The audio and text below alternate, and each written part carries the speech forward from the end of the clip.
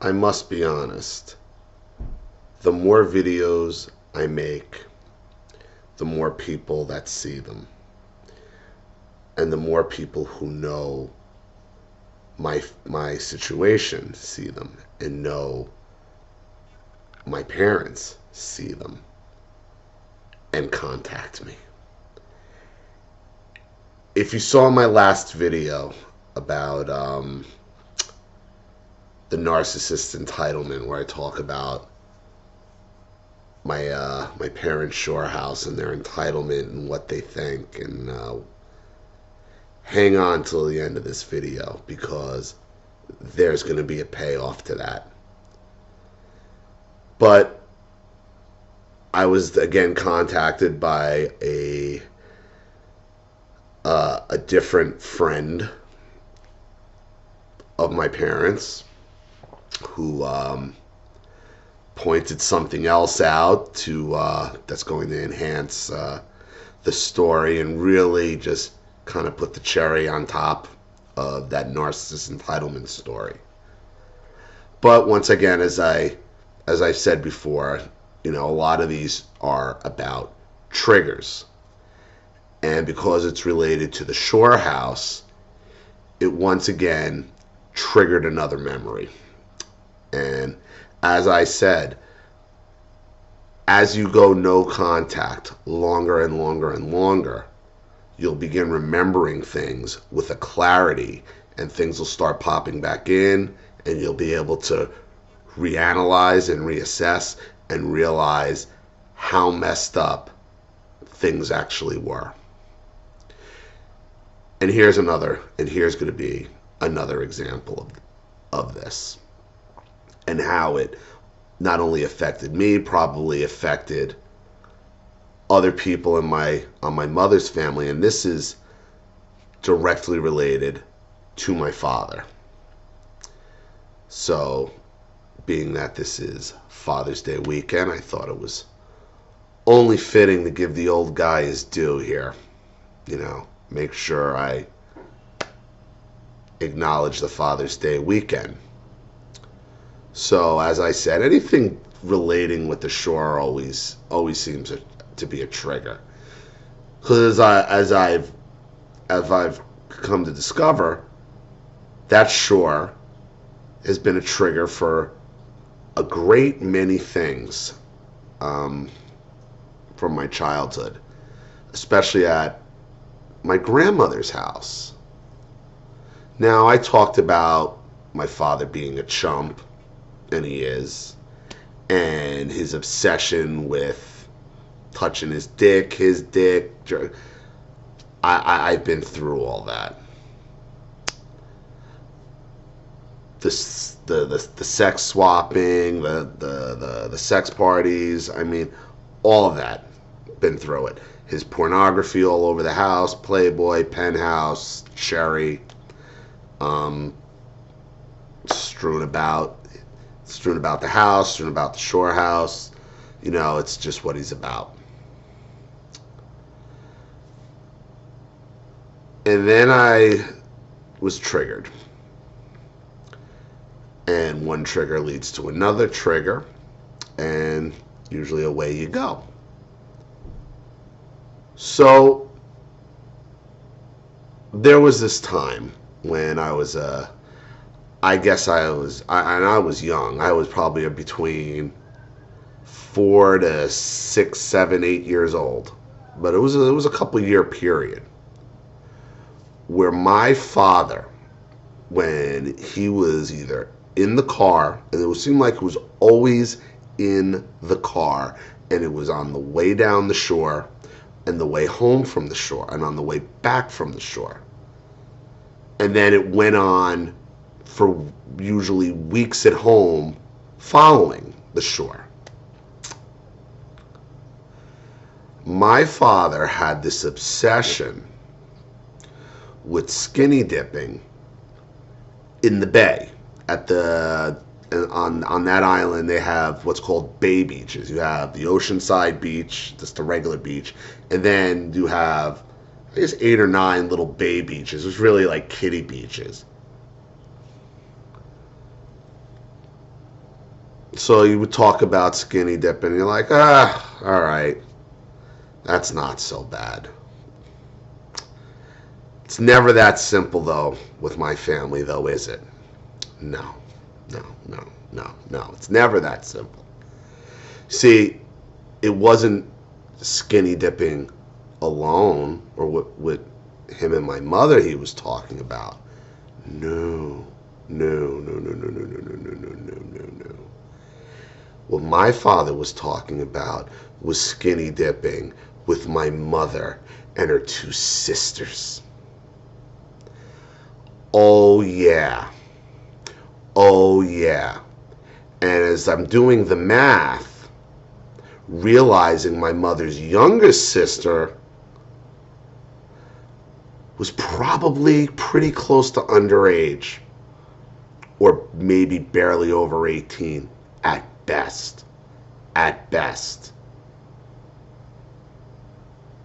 But my Aunt Ginny, I think she was only 13 or 14 when I was born. When I was born. So it's possible. But this guy would go on and on and on and on and on about sex jokes with my mom and her two sisters, seeing them naked and just talking about it and talking about it and this went on for years. He was like obsessed with it.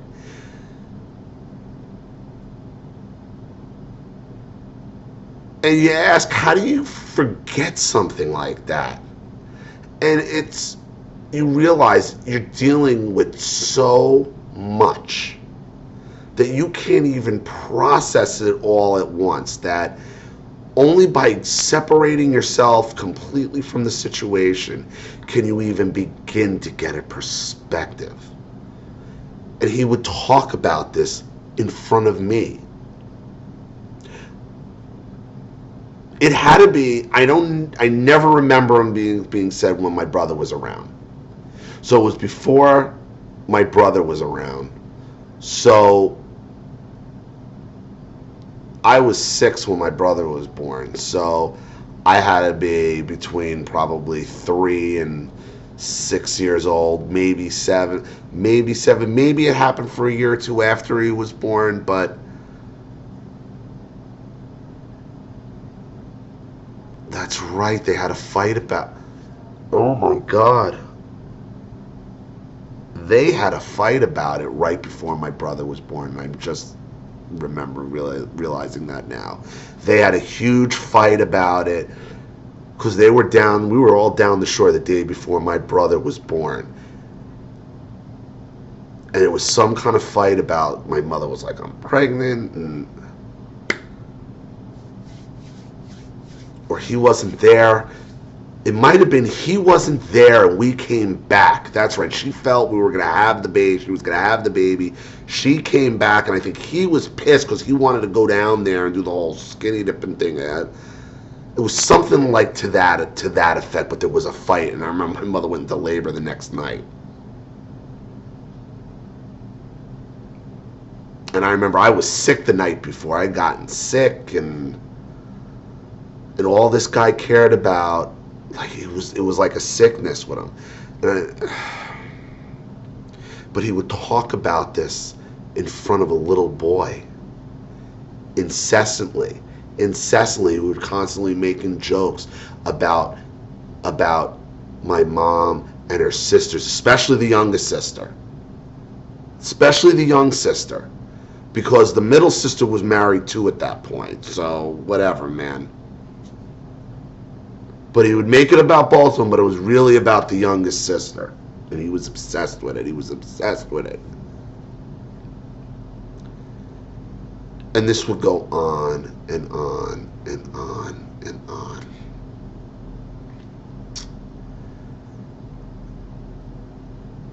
And now as I'm thinking about it, there would still be a reference to it here and there for a couple years. But once I think they got their own house, and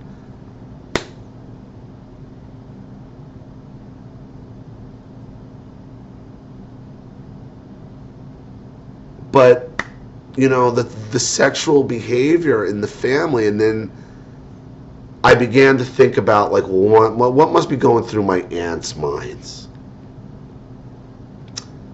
And then I got triggered to another incident that happened after Virginia had died. And this has to do with my mother's middle sister, my godmother. And it was at Virginia's house after she died. They were having an estate sale. And we were all there with my mother, my father, myself, my ex-wife, both sisters were there. My aunt, my cousins were there. So all this is going on. And my mother's middle sister could be quite bossy.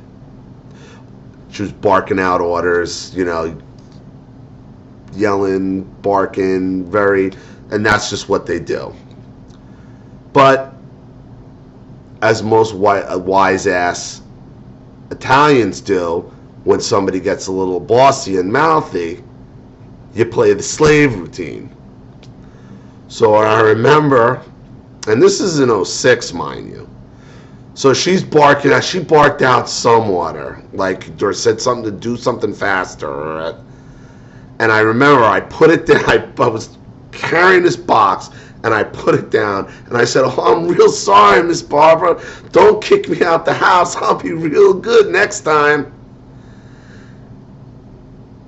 Now that's something. Now, if you're Italian, or you've said that when you've been pushed around by somebody as a joke, 1,000,000 times. You've said 1,000,000 times. Everybody's done that when somebody gets too bossy. "Oh, don't kick me out the house. I'll be real good."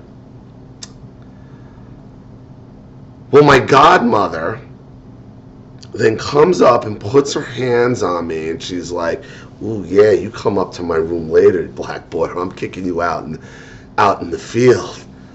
Sexual about, oh God, this is my godmother.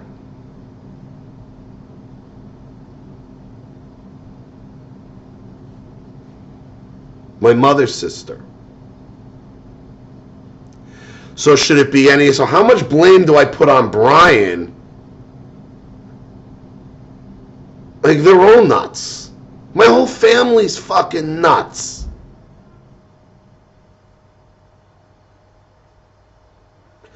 Now I can't say my father caused that, because obviously they have their own issues going on the Virginia side over there, my mother's side.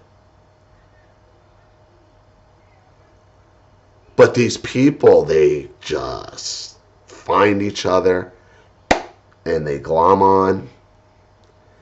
And I was 30-something years old.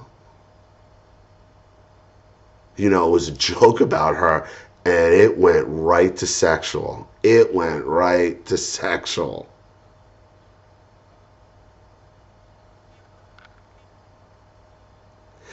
My ex-wife even heard it. She's like, "Wow, that was inappropriate." But you just came to expect it.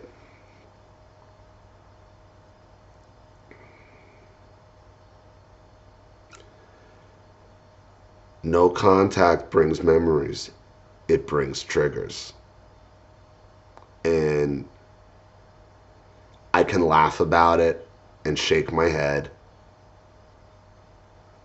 But then I realize I can never go back to these people, because these people are all so damaged, and they've been damaged for years.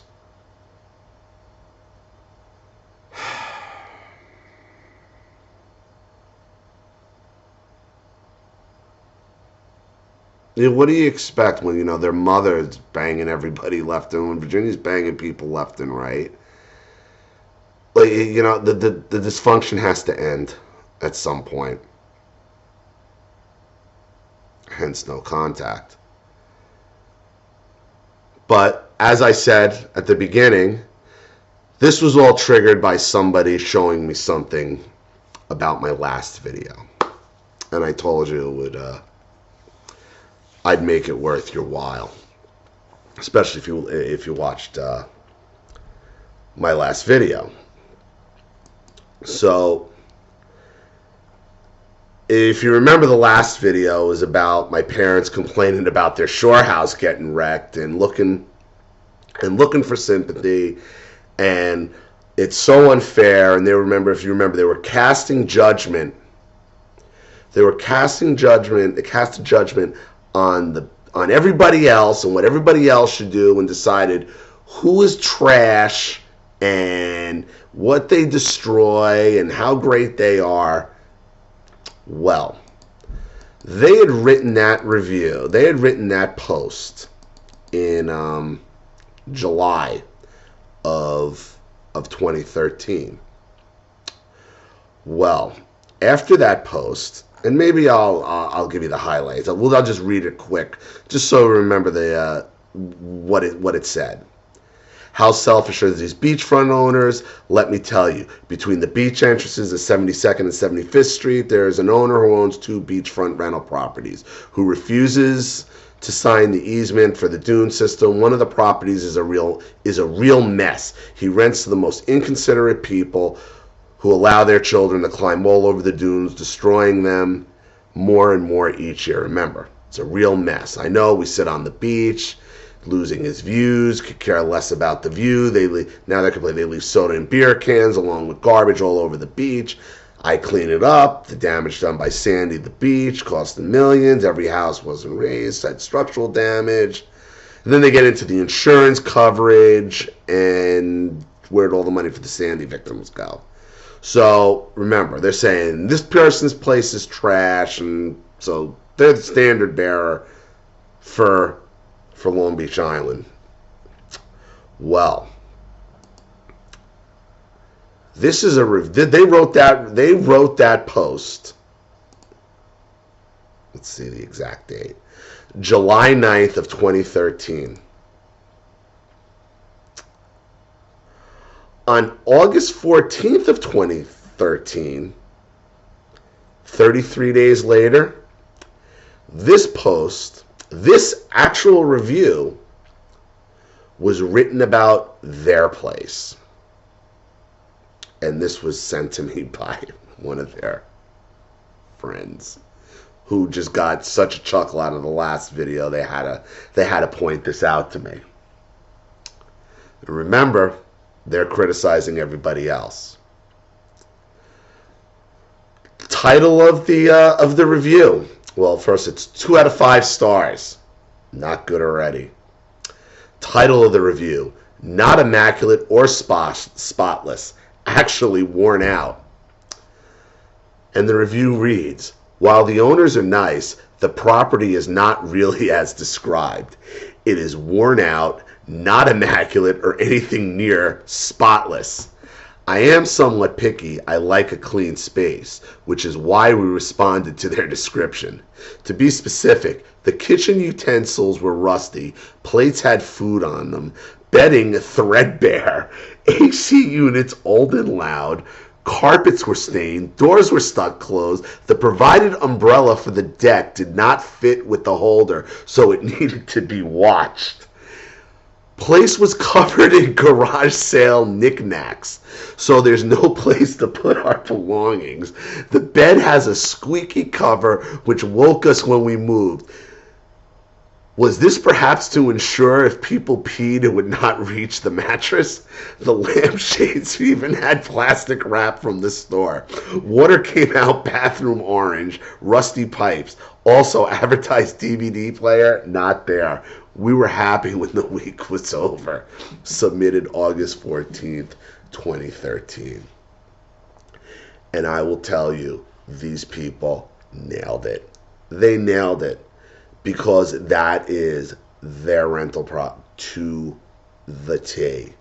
To a T. These are all things that I had told them about when I was there, and they didn't want to hear it. I was crazy. My mother can't stop buying garage sale bullshit and garbage picking thing. The umbrella, yeah, the umbrella doesn't fit because my mother garbage picks or garage sales all her umbrellas, and not one umbrella matches a set.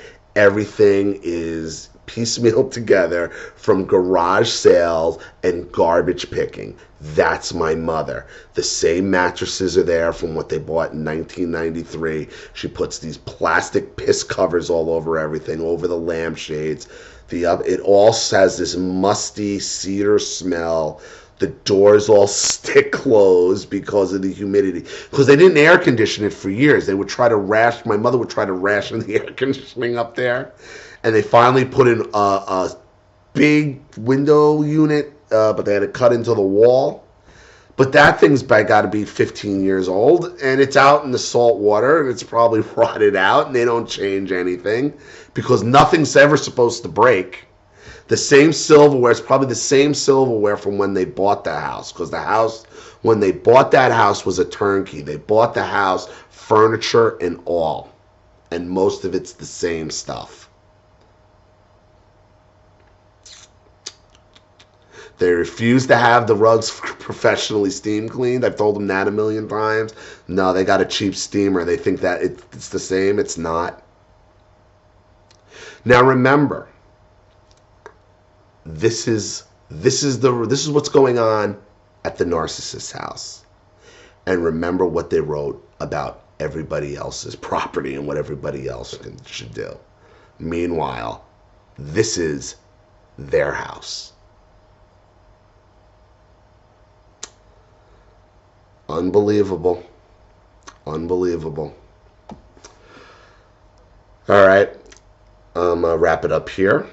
I'm probably going to make another video a little later on tonight, so look out for that.